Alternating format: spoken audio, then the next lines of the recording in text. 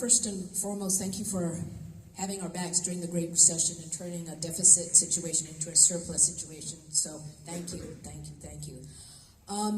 As a physician and as a delegate, I'm interested in finding out where you stand on SB 562, universal health care. Thank you. So I support single payer.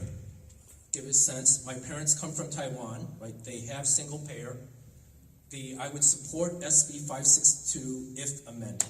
But we have to figure out how to pay for it, right? As governor, I would go forward, and I would create a construct of single payer. But I also don't want to promise what others are promising, right? Because we can't pay for everything, right now.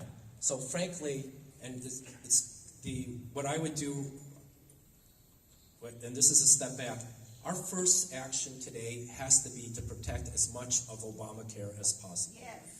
Right? The next step was what they were trying to do in Congress, was to create a public option, right? So if you're going to actually try to create a single payer, right, you create a public option, so when you have less resistance from Washington, D.C., right, and then we can think about what type of construct we want with single payer, right, because we have multiple single payers, right?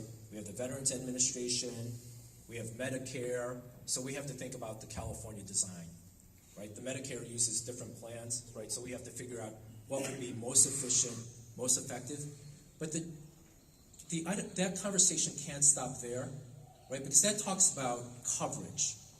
We also need to make sure that we improve our healthcare system, right? Because you can have coverage, but if you don't have healthy, wide pools, right, it doesn't matter. It doesn't matter, right? We're nearby South Central Los Angeles, right? If you don't have enough community health or hospital or clinics, single payer doesn't help, right? So we need to make sure that we build the whole system and we make it efficient.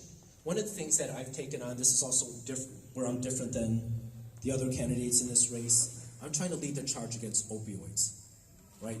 Here you go from the war on drugs and cannabis, and today we have legalized excessive use being pushed by a few pharmaceutical companies, right? So I've been trying to use, working with 4 or 5 other state treasurers, have challenged some of the largest pharmaceutical companies, right? Because we want better disclosure, we want track practices, and we want in their compensation packages, if they're not going to stop the abuse of those sale of opioids, right, we want clawbacks on their compensation packages.